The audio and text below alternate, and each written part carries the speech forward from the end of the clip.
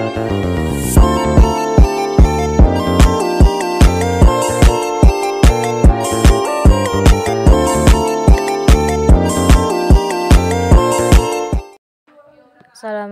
warahmatullahi wabarakatuh.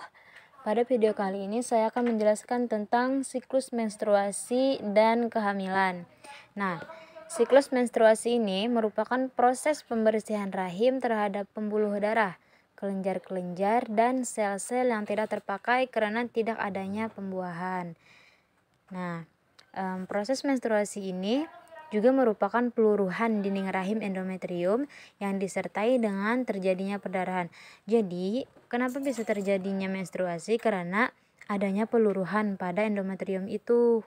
Nah, kemudian tahapan pada siklus menstruasi ini terbagi menjadi 4. Yang pertama yaitu fase menstruasi, yang kedua praovulasi, yang ketiga ovulasi, dan yang terakhir yaitu pasca ovulasi. Normalnya siklus menstruasi pada seorang wanita itu totalnya ialah 28 hari. Nah, kita mulai dari bagian yang pertama yaitu fase menstruasi. Fase menstruasi ini 5 sampai 7 hari. Pada fase menstruasi ini hormonnya itu termasuk hormon estradiol, hormon progesteron, dan juga hormon LH-nya ini masih rendah. Kemudian masuk ke fase kedua yaitu fase praovulasi. Nah, di mana ketika fase praovulasi ini hormon-hormon yang saya sebutkan tadi itu mulai meningkat seperti hormon estradiol, hormon LH, dan juga hormon FSH. Kalau progesteronnya itu masih rendah. Nah, praovulasi ini adalah masa setelah menstruasi lebih daripada 7 hari ke atas. Nah, kemudian selanjutnya yaitu masuk ke fase ketiga yaitu ovulasi. Ovulasi ini merupakan proses dikeluarkannya sel telur dari ovarium menuju ke tuba falopi. Pada fase ini yang awalnya tadi LH-nya, kemudian estradiol dan juga hormon FSH-nya meningkat, perlahan-lahan mulai menurun.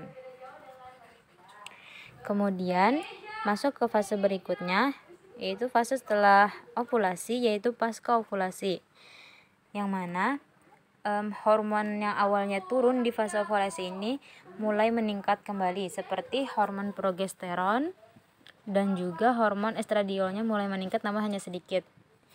Yang lebih meningkat merupakan hormon progesteronnya. Nah, ketika meningkatnya hormon ini, dinding rahim tersebut mulai meningkat juga dan juga mulai tebal kembali.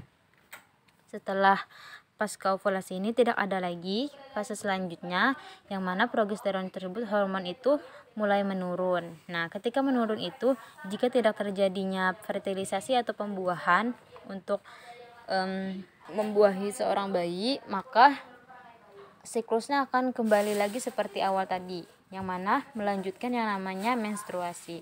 Begitupun selanjutnya jika tidak ada terjadi pembuahan. Jika ada terjadi pembuahan, maka seorang wanita tersebut akan mengalami hamil. Nah, ketika di fase ovulasi tadi, fase ovulasi itu merupakan fase-fase suburnya seorang wanita, di mana pada saat itu cocok untuk program bayi. Nah, selanjutnya yaitu mengenai siklus menstruasi. Mengenai penjelasan yang pertama tadi itu merupakan diagram menstruasi. Nah, kalau yang kali ini ialah siklus menstruasinya. Siklus menstruasi ini terbagi menjadi 3. Yang pertama yaitu ada menstruation, yang kedua proliferative phase, yang ketiga ovulation, yang keempat secretory phase. Nah, mulai dari yang pertama yaitu menstruation. Menstruation ini pastinya sudah lumrah kan kita dengar, yang mana sering kita sebut dengan menstruasi. Nah, menstruasi itu merupakan darah yang keluar daripada seorang wanita. Normalnya darah tersebut keluar pada seorang wanita yaitu mulai dari hari pertama kepada hari ke-7. Kemudian yang kedua yaitu proliferative phase. Nah, di dalam tahapan proliferative phase ini ada yang namanya growing follicle. Growing follicle ini merupakan folikel yang tumbuh berperan dalam proses reproduksi seorang wanita. Kemudian masuk ke fase berikutnya yaitu ovulation. Ovulation merupakan proses selama siklus menstruasi dan faktor yang mempengaruhi kesuburan. Nah, di dalam fase ovulation ini yaitu hari ke-13 sampai ke-15 atau terdapat oosit. Oosit itu merupakan sel telur yang belum matang yang dihasilkan dalam ovarium. Kemudian masuk ke fase yang terakhir yaitu secretory phase. Merupakan fase ketiga dan terakhir daripada siklus uterus, terjadi setelah fase ovulasi. Nah, di dalam secretory phase ini ada yang namanya corpus luteum, yaitu penghasil hormon progesteron untuk menampung janin yang sedang berkembang. Yang terakhir yaitu kehamilan. Nah, kehamilan ini merupakan proses mengandungnya seorang wanita di mana dia itu mengandung janin di dalam rahimnya.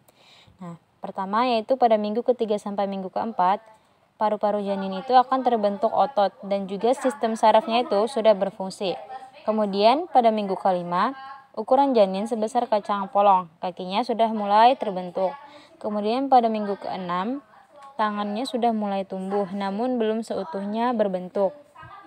Kemudian masuk pada minggu ketujuh, jantungnya itu sudah berfungsi dan pembuluh darahnya itu sudah memiliki air. Kemudian masuk ke minggu ke-8 sampai minggu ke-10, embrio melakukan pembelahan, memperbanyak sel lapisan terluar, membentuk plasenta ukuran 1,5 mil. Kemudian pada minggu ke-11 sampai ke-13, janinnya itu sudah bisa menelan dan mengeluarkan urin. Kemudian masuk ke minggu 14 sampai ke minggu 18, janin itu bisa melihat jenis kelaminnya dan juga rambut-rambut kecil itu sudah mulai tumbuh seperti rambut dan lain sebagainya. Kemudian pada minggu ke-19 sampai ke-22 itu sudah bisa mendengar dan memberi respon gerakan. Kemudian pada minggu ke-23 sampai 29 menghirup dan mengeluarkan cairan ketuban dan mulai bisa bernafas. Kemudian ke minggu ke-30 sampai 35 sudah mulai turun mendekati panggul, yang mana dia itu sudah siap untuk dilahirkan. Kemudian masuk ke minggu 36 sampai 41, bayi tersebut sudah siap untuk dilahirkan. Sekian, wassalamualaikum warahmatullahi wabarakatuh.